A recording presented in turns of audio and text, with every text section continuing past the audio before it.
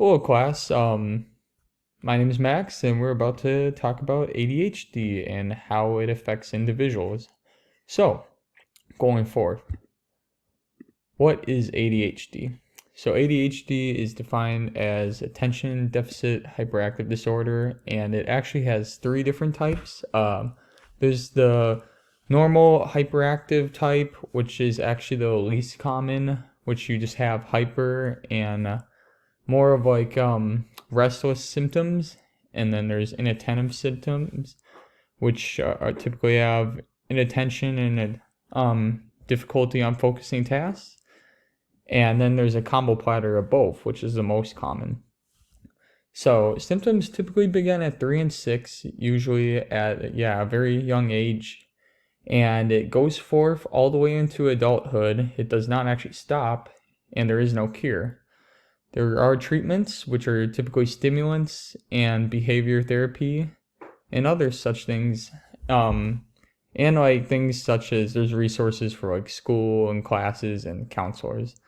And there is one fun fact, I actually do have ADHD. It runs in the family, and I'm about to discuss who I actually did interview.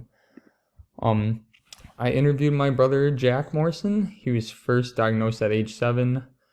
He's had issues with self-esteem and trouble with schoolwork, issues controlling anger at times. He still has that, but he's done a much better job. And he's typically has a lot of difficulty with disorganization. He loses a lot of things, and he forgets a lot of papers and schoolwork and things such as that.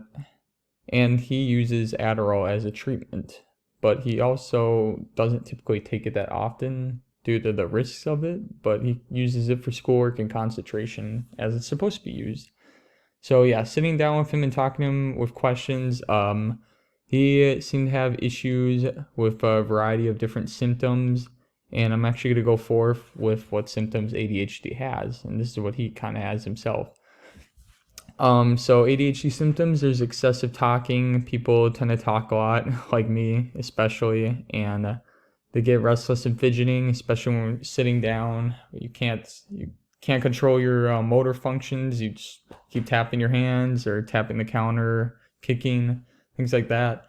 Finishing other people's sentences, like especially when you ask a question and they're about to say something and you blurt it out for them.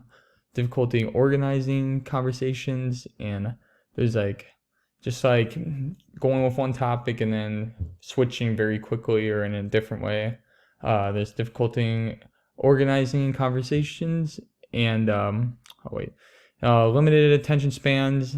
So it's hard to focus, especially in a classroom. Sitting down, they just can't stand it, so they look around. There's careless mistakes, just things typically like writing the wrong answer on homework, things such as that, losing things, daydreaming, like a brain fog almost, and a cotton loss of thought, a difficulty getting along with others, which is a thing that typically happens more in childhood, but also later on in adulthood. But those are such things that also affect Jack very much. When I ask him questions, he tends to struggle finishing other people's sentences and difficulty organizing conversations, but he has done a much better job of that lately too. How this affects him though.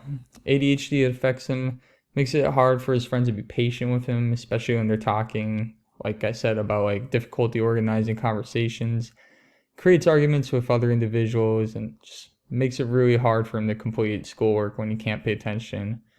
And other tasks seem very boring, especially when you have a low dopamine level in your brain and things like that. It's just hard, to focus. How it affects my life with Jack. It makes life a little more relatable, knowing I have ADHD and I struggle with the same things as him all the time. But it can be frustrating since we're very alike and we do tend to argue a lot about the same topics and conversations. But it also helps me connect with him more and get to understand what it is with him and with me and what we could work on. And it makes life more interesting. I think it's better when I have something similar and something different. Same with others. So my conclusion is with both of us having ADHD, it makes me more grateful to understand him more. It helps knowing that there are people and options there to help him in life. And it's better understanding how ADHD works with people and varies. So thank you.